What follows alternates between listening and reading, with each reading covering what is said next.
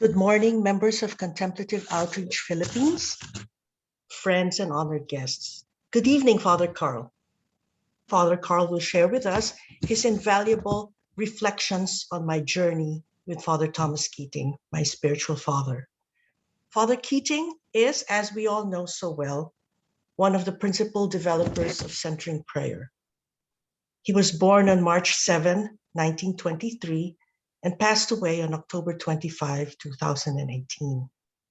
Together with Father William Menninger and Father Basil Pennington, they started teaching this method of prayer based on the 14th century spiritual classic, The Cloud of Unknowing.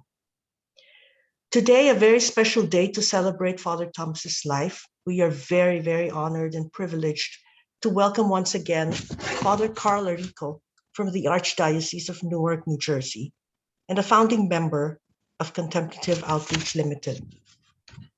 Father Carl is also the author of A Taste of Silence, a guide to the fundamentals of centering prayer, and has numerous talks on YouTube focusing on centering prayer, Lectio Divina, and the fruits of practice.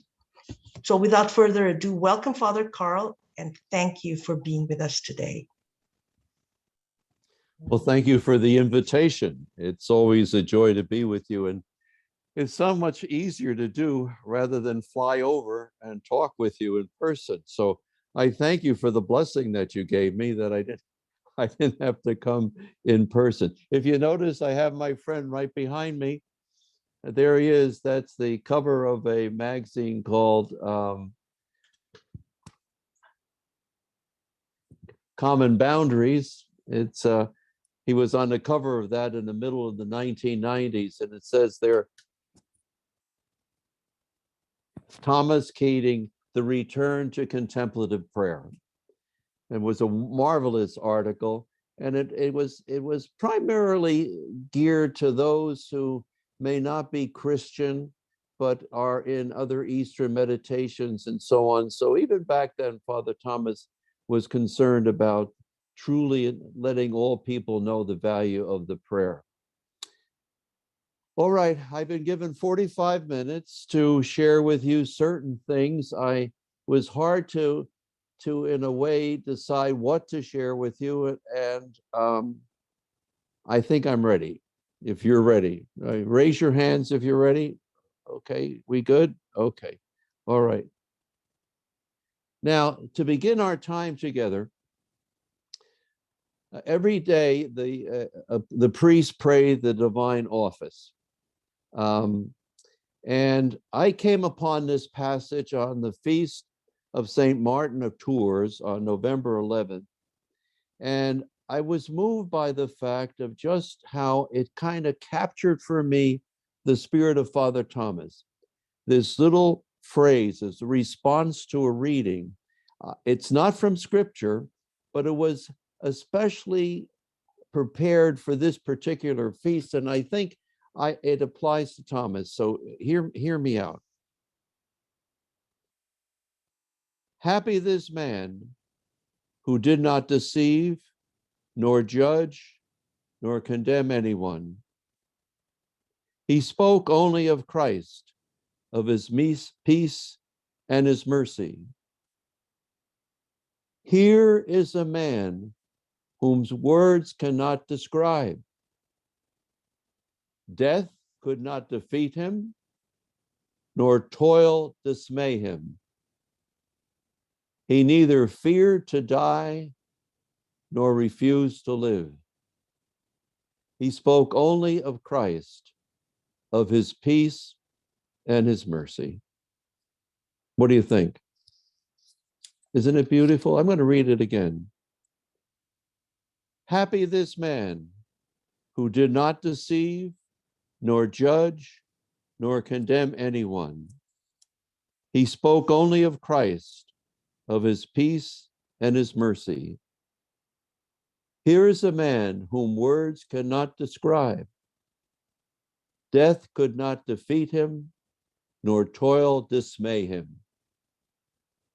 He neither feared to die, nor refused to live. He spoke only of Christ, of his peace, and of his mercy. Amen. The first time I saw Father Thomas was in 1969. Myself and a few other priests were going up to make a yearly retreat at the monastery. The retreat ran from Monday to Friday. And the first time I saw him, he scared me. He was so austere. He was the abbot in charge of 100 monks at that particular time. Later on, we find out of what he was going through at that time. But my first impression was, not a comfortable one with this man. My next time really that I encountered him in person was after Father Meninger gave the 1974 centering prayer retreat that I attended, and that's where I learned centering prayer. The next time I encountered him was in 1978, because a group of us priests and other lay people and everything began to spread the word about centering prayer. And in doing that, Father Thomas believed that maybe there should be a training for the teachers of centering prayer. This is back in 1978. We had already been doing it on our own, following some cassettes that Father Meninger had put out. But now some of the key leaders, most of them lay people, came to the monastery for a workshop from Monday to Friday.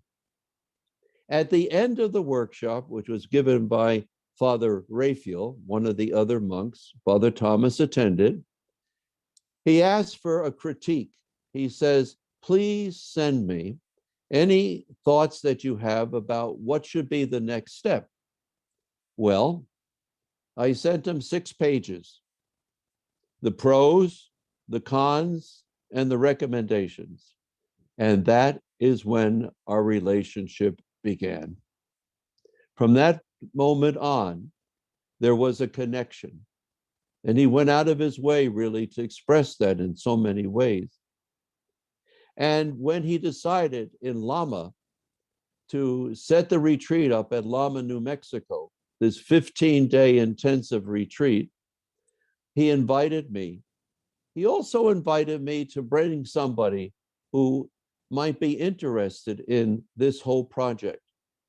I had known Gail Fitzpatrick Hopler since 1980, and I knew her as being a meditator in Eastern religions. And she was told by her spiritual guide, find a Christian leader.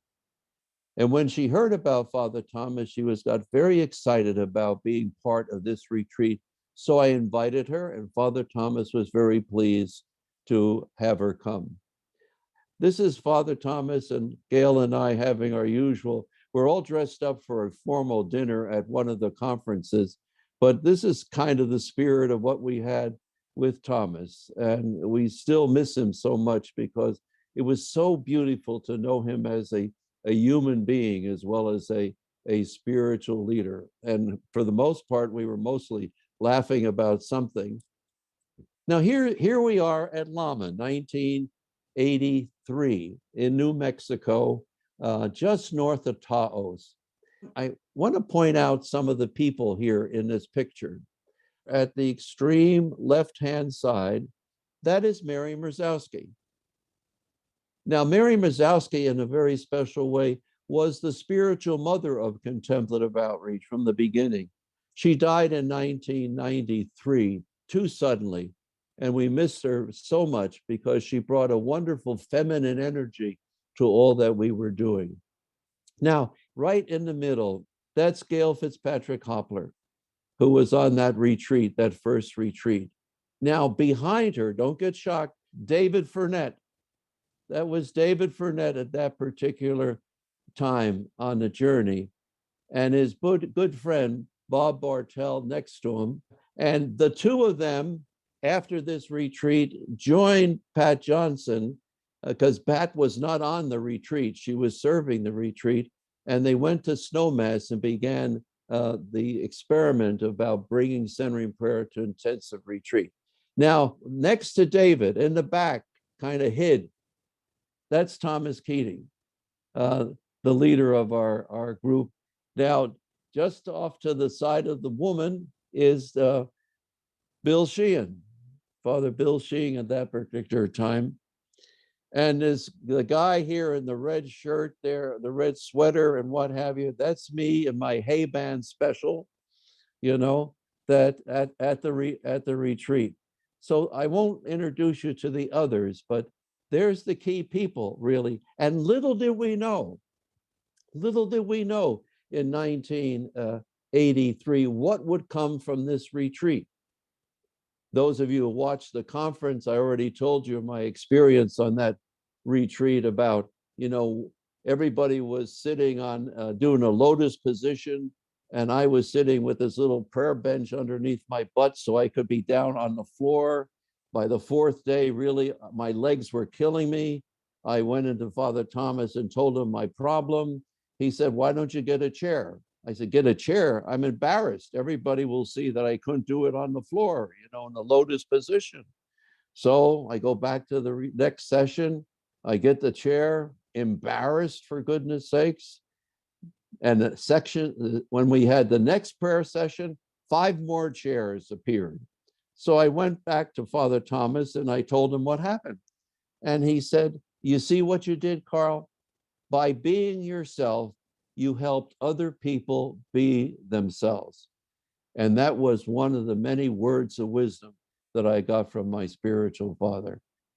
Be yourself on your spiritual journey, and you give permission for others to be themselves. Now, the interesting thing on the journey here was the fact that Father Thomas blew my mind. Let's see, at that time, I was a priest. Let's see, 83, I was a priest for 23 years at that particular time. You know, remember, I've been practicing centering prayer for now 10 years, or 9 years, because I learned it in 1974. But the way he approached it just blew my mind. How he took the time to go into the depth of prayer, how he took the time to talk about Lectio Divina, how he took the time to say prayer is a relationship, that, and having been in marriage and family work, that touched my heart deeply. And how he took the time to talk about those energy centers and the 4 consents and the Bernie story, which was really a conversion story of Thomas, because truly he was, in a certain sense, a very strict abbot. But once he stopped being an abbot, he's always an abbot in heart, and went to Snow Mass under later under Abbot Joseph, something happened. He blossomed. I saw him grow, and I saw him continue to see him grow until the time of his death. So from that meeting, from that retreat, that 15-day retreat in August, you know, and at that particular time, it was my birthday during it. And I'll never forget it, came the beginnings of contemplative outreach. It started after that.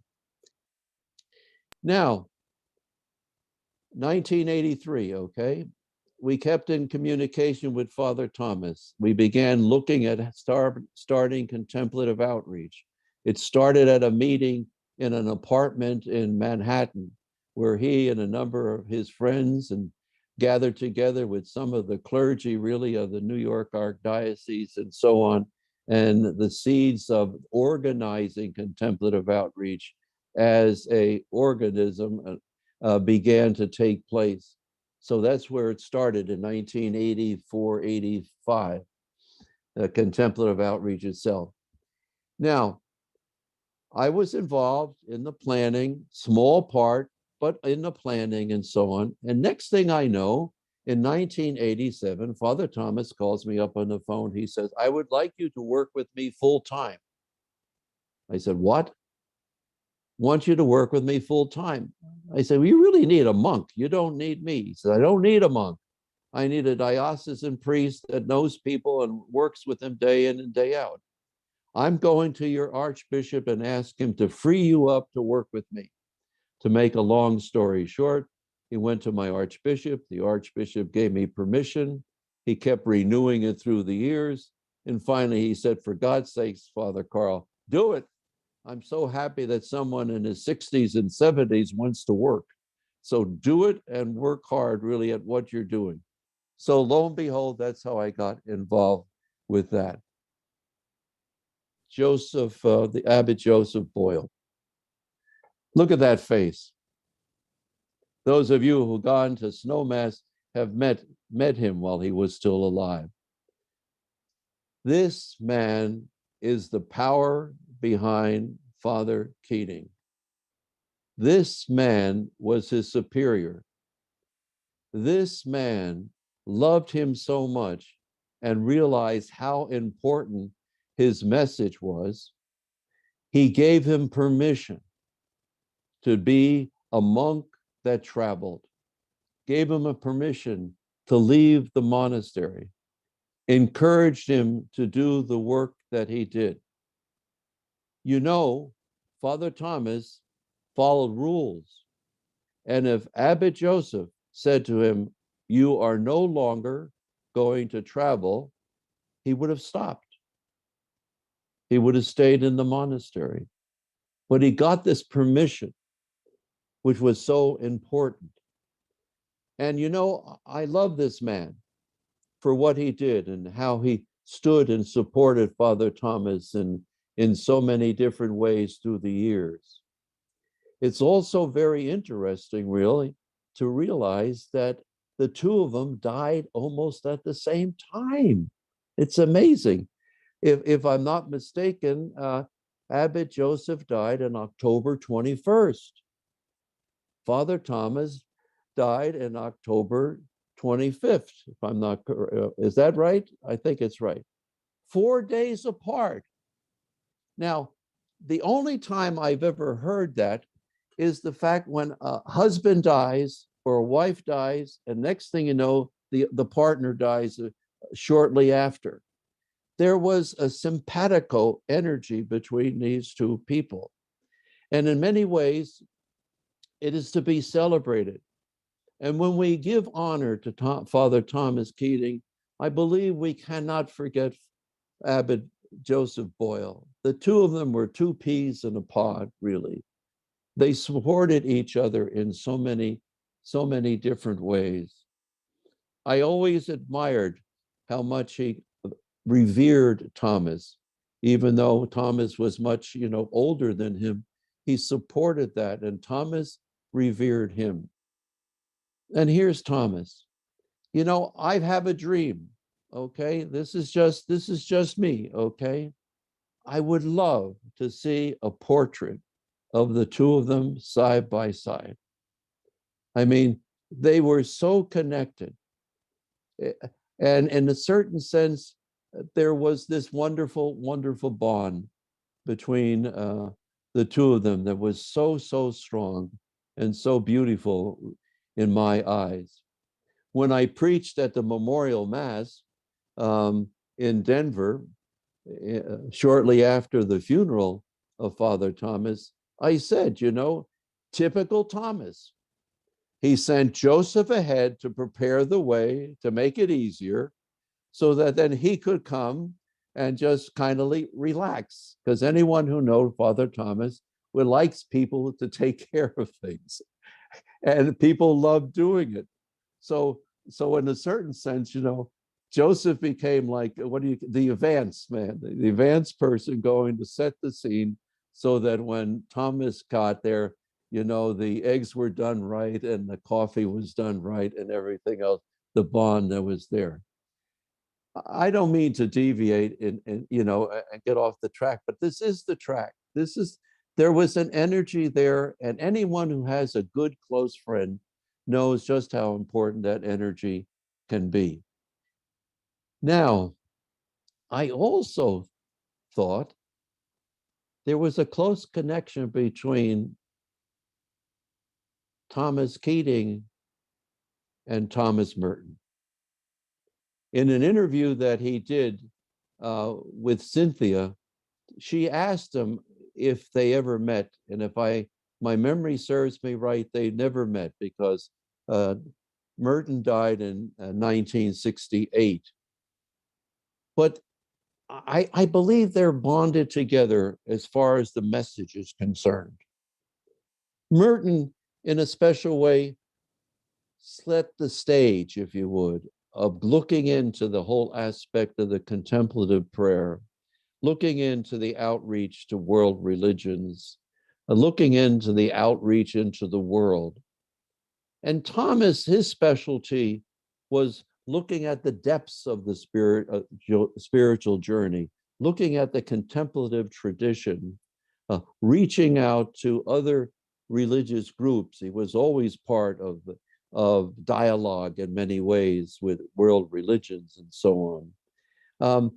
Thomas, as far as the world was concerned, was like an introvert, Thomas Keating. He didn't make too much of a connection verbally of the details of what was going on in the world. Merton was more extrovert. He got himself involved and spent a lot of time in dialogue with others. But between them, you had the introvert and the extrovert bringing to us a marvelous blend and marvelous marriage of what it means to be contemplatives in action. And that in a certain sense, if you really enter into the prayer, and Thomas spoke of this, but Merton more, that you can't avoid the world. It's in there. It's you yes, you pray for the world, but in a certain sense, you can't avoid it. You need to pay attention to it in special ways. There was a time, and I told Thomas Keating this, that I used to take the daily reader of Merton's and the contemplative reader of Thomas Keating, okay? And on a given day, what I would like to do is to read whatever was in the booklet for that given day, like say, October 4th. What did Merton say? And then what did Keating say? And it was a wonderful blend between the two, even though they did not meet in actuality. Within myself, I was inspired by the two of them to meet with them in prayer in a special way. Thomas Keating, was it in New York on 9/11. I remember visiting him a few days after, well, about 3 weeks after, and you could still, in the air, experience the scent of something, some people say humanity, in the air with the dust that was still there and everything, and how deeply he was touched by that. So that later on, near the end of 2009, maybe, when we were having a board meeting in New Jersey at the monastery at St. Walburger's, a Benedictine monastery, I said to Thomas, Thomas, I want to show you the teardrop. I want to bring you there because I think you'll find it very interesting. And it's in Bayonne, New Jersey, where I live. So he always liked me to drive him, or Gail drove him, from the meeting in New Jersey through the Holland Tunnel or Lincoln Tunnel over to Park Avenue, where his sister lived. And his sister really loved him so much. It's interesting, though. A person could be like, people be in awe of a person publicly, but when you're with your family, there's no awe, if you would. You get treated like a human being in many ways, and that was the beauty of it all. And it was fun to watch Ann Jones deal with Thomas. But the thing that she said that I'll never forget was the fact was, he's so beloved and he's so brilliant. He's so beloved and he's so brilliant. So before we brought him over, I said, come on, let's stop and I want to show you the teardrop. And so we went to Bayonne. Now this is 10 stories high.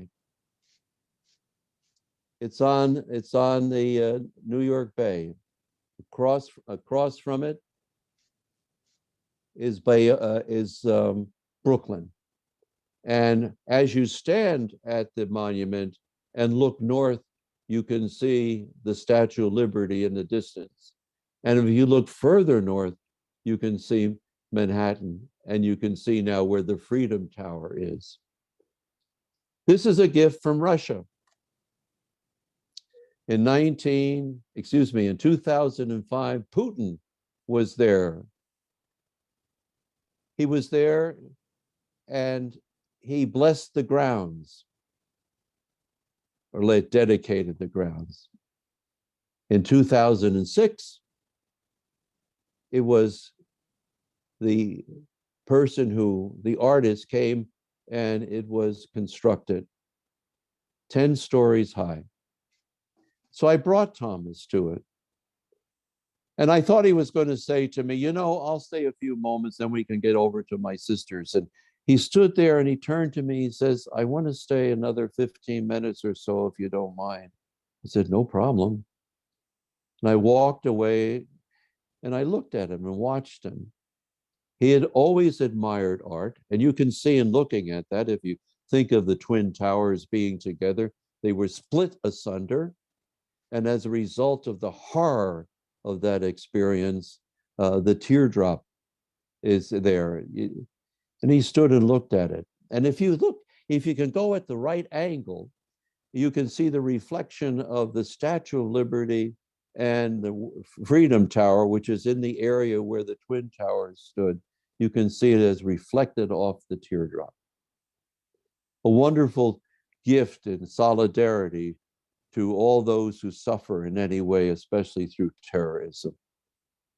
So Thomas came back into the car and he was quiet for the rest of the trip over, for the next 40 minutes before we got over to his sister's house in Manhattan. He was quiet. And I dropped him off and he just said to me, thank you, thank you, thank you. And remember, I told you he was in the city when the attack took place. His concern, his love of art, his tenderness, feeling in his own heart the horror of it all. And what a great gift it is to still have this monument in Bayonne by the water.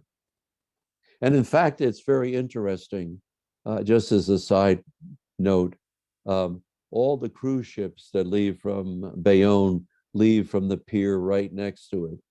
So every week, thousands and thousands of people get a chance to see this and experience the beauty of this work of art, 10 floors high. Wonderful thing. In the year 2010, Father Thomas said he had a gift for me. He said to me, I have in my possession, and I want to make sure they're revered and taken care of, he said. He says, would you be open to me giving you some relics? Now, in the Catholic Church, relics are like a tombstone, if you would, something that you could go to, or a memento of someone who died, that you could hold in your hand. And our tradition is that usually it's a little piece of bone or skin from the particular person that's preserved and sustained and revered as a sacramental, which means in a certain sense it could be a means of grace to you if as you reverence it. So I said, sure. So he mailed them to me. And lo and behold, and he asked me to please treasure them. They're a little container like this, maybe a little skin, a little bone. There are 3 of them. Can you see it? Yeah.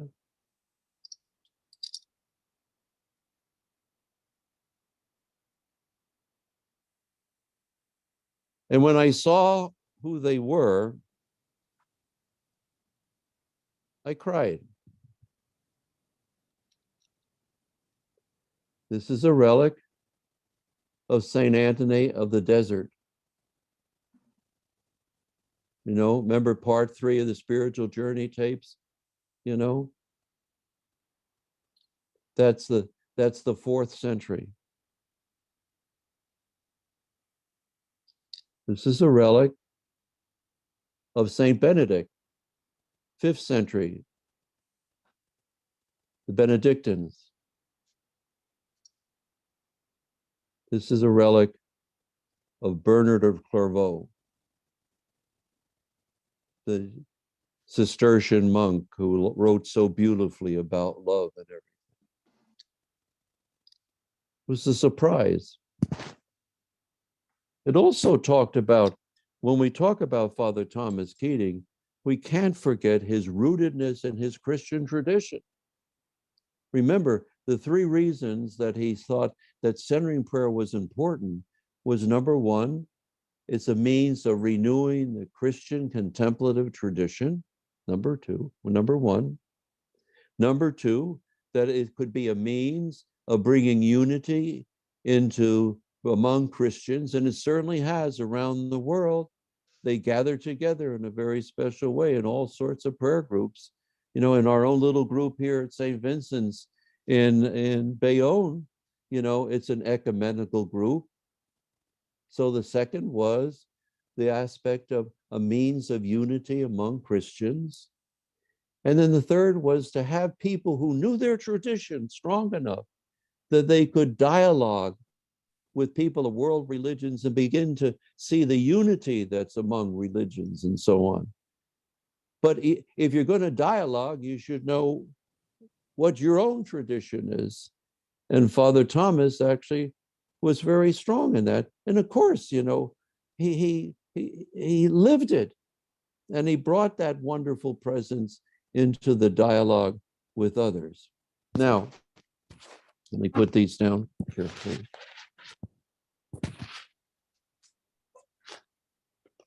And so he sent me a letter. This is his little handwriting. If you've never seen it. Can you see it all right?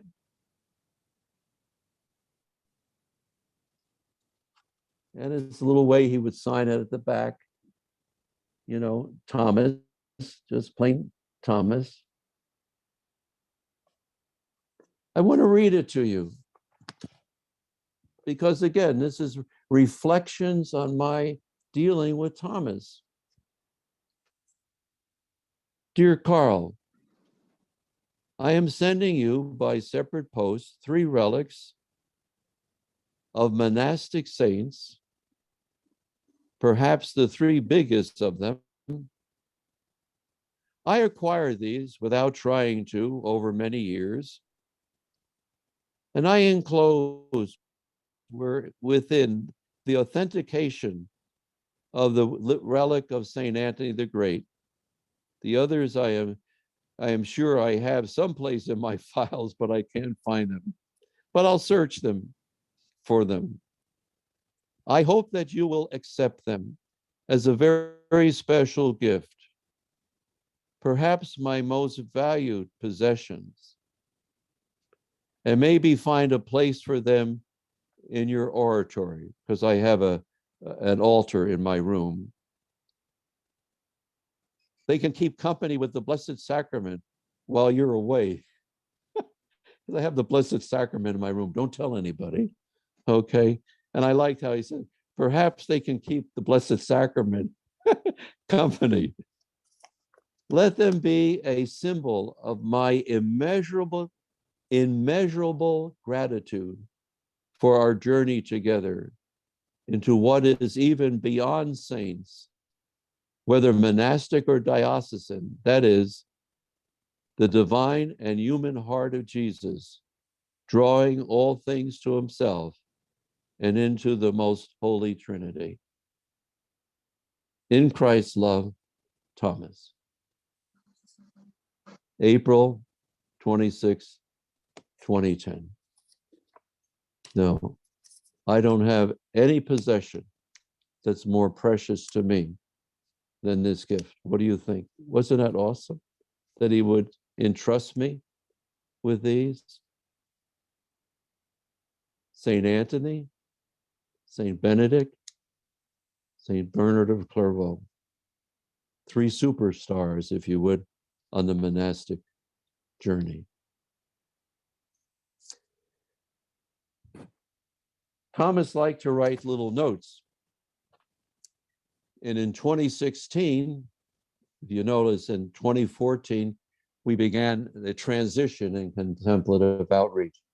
Thomas knew that he had very few years left, and he began really to encourage us to begin to take steps, to pass it on. And, Gail Fitzpatrick Hopler and myself and others actually were very supportive of Thomas's journey in all of this. And so he wrote this little note to me in 2016. By the way, when I published my book, A Taste of Silence, in 1999, he would not write the foreword to it because I don't write forewords to books, he said. Now, in 2015, when the rerun took place, the reprint, he came to me and said, could I please write the foreword to your book? So he says here, in the preface of the reprint of your book, I wrote something of my gratitude and the inspiration I drawed from your special support to our work together to making centering prayer available. I can only add my appreciation for taking on, I also add my appreciation for taking on the burden of the transition from my leadership to the new form of service now beginning in the organism. To you belongs much of the reason contemplative outreach continues. You are truly, along with Gail, its founders. Love, Thomas. Because Thomas left a lot of the administrative responsibility to us in many ways to parcel out to so many other people. Some of them are here watching this program at this particular time. The gift that Thomas gave me kept coming and coming, if you would. When he went to Spencer in 2018, because he was going to be at better care there, we had the opportunity to visit him, myself and Gail, because he always wanted Gail to go back out to Snowmass, but Gail could not go because of a health condition. 8,000 feet was very difficult. And she was his right-hand person for many years in the administration of contemplative outreach. So we went to visit him. Abbot Damien was so gracious to have us be able to go to the infirmary. And I believe it was in July that we went. And he said to Gail, bring your dog, I want to see Missy. She has a little Yorkie. And so she brought Yorkie. I wish you could see the tender way in which he petted the little one. And she was so content that when he was finished, she just went off in the corner and just, I think, went into centering prayer for an hour or something. But the beauty of that particular visit was this.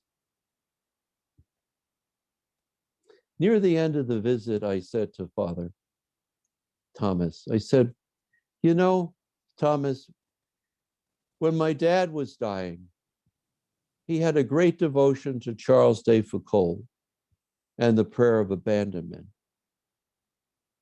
Could I pray the prayer over you now?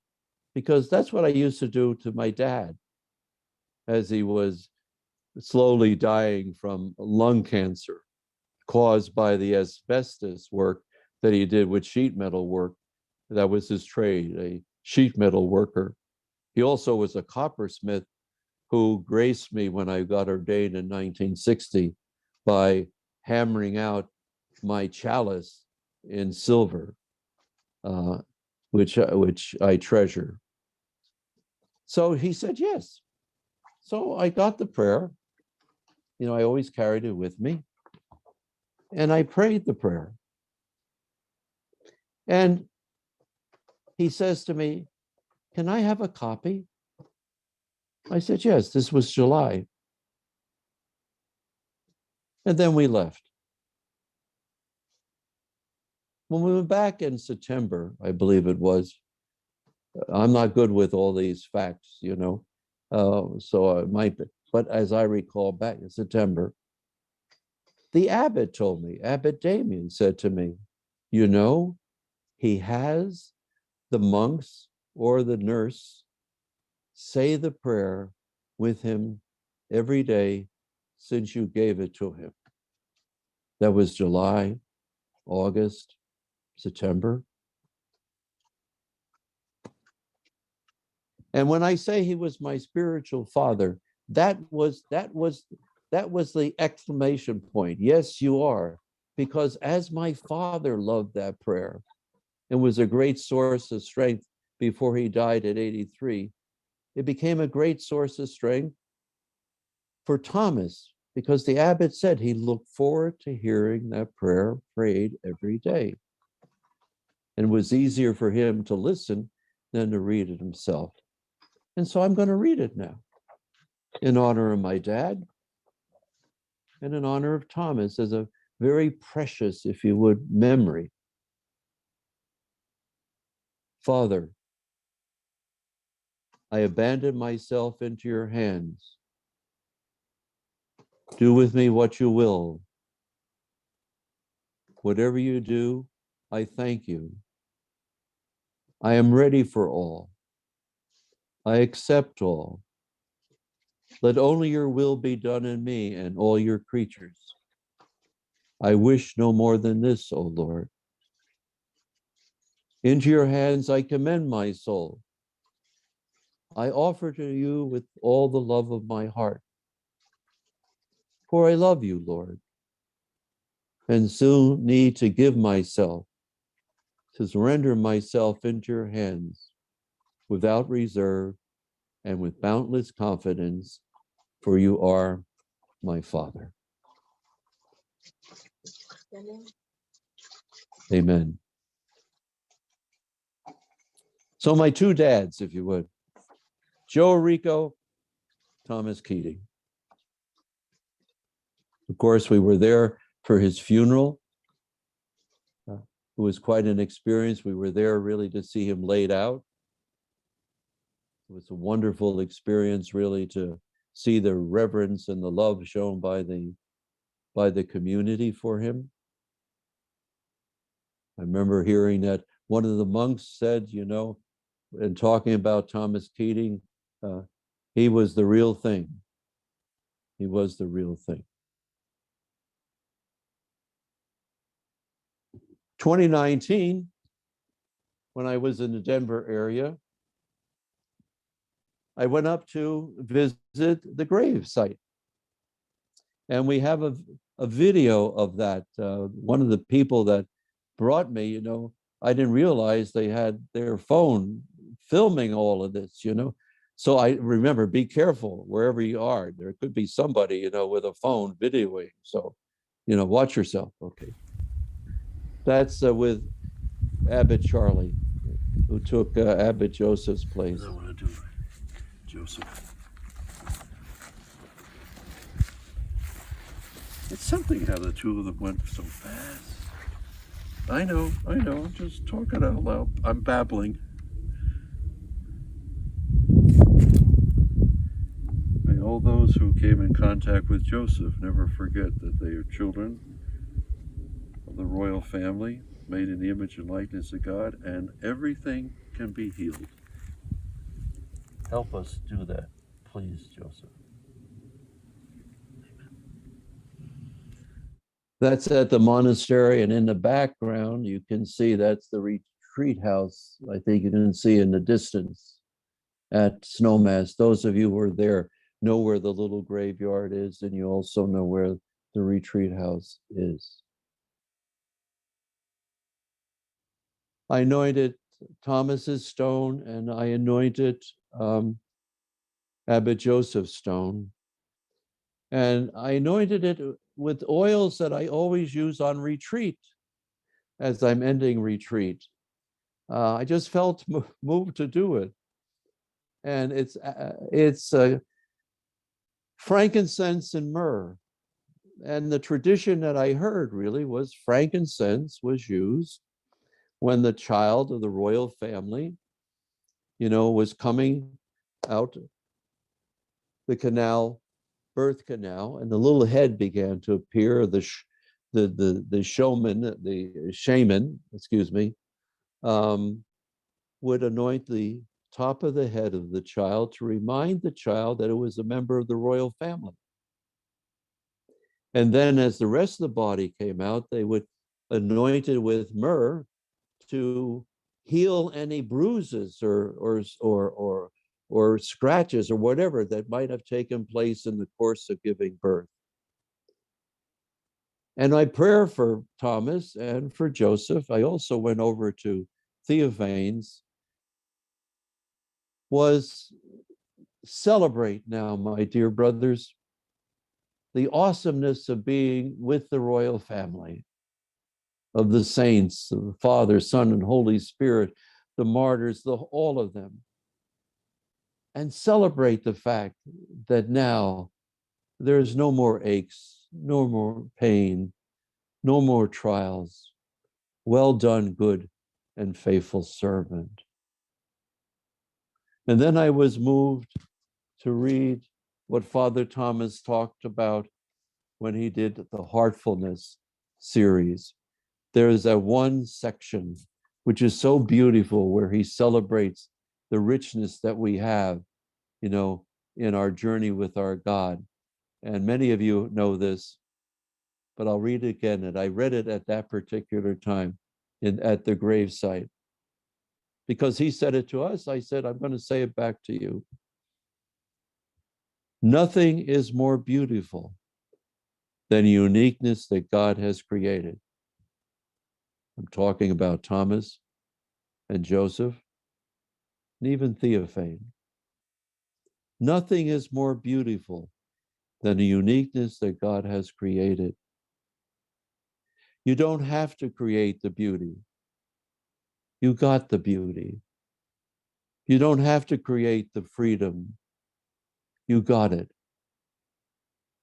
You don't have to create the image of God in you. You have it. You don't have to win over God's love. You have more than you know what to do with. You have more than you know what to do with.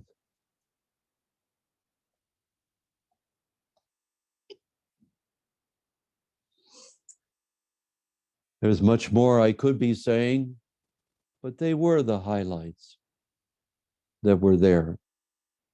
Now, I want to go back to something that Tess created for me, if you would. She asked me, what would you say if Thomas came back, was here? And I told her what it was, but I need to read it so I remember what I said to her when I responded to the email, okay? If I met Thomas right now, here's what I would say to him. It's so good to see you again. You certainly have always been with me. I thank you for allowing me to know you as a human being who loves the Lord. Oh, Thomas's humanity was so rich, so rich, that not too many people experienced. Now, I'm curious and would love to know what God thought of your teachings. And if you had a good discussion about them with Jesus and Father and Spirit. So I often wonder, when someone's a good teacher, when they meet the Lord, the Maker, God, well, what did you think of it? Like William Menninger going, what did you think of, dear Lord, about what I said? Well, not bad, but, we got to talk about some of this stuff. Being a good Jewish guy, we're going to have to talk about this stuff, But above all, I want to thank you for being a friend, one who judges not, but is always there to listen with a loving heart. Always there to listen with a loving heart. Thank you for allowing me to share these thoughts with you. It was wonderful getting ready and pondering all of this. And it was so good to honor a friend in this way. Thank you. And with that, thank you. Thank you, Father Carl, for sharing this sacred space.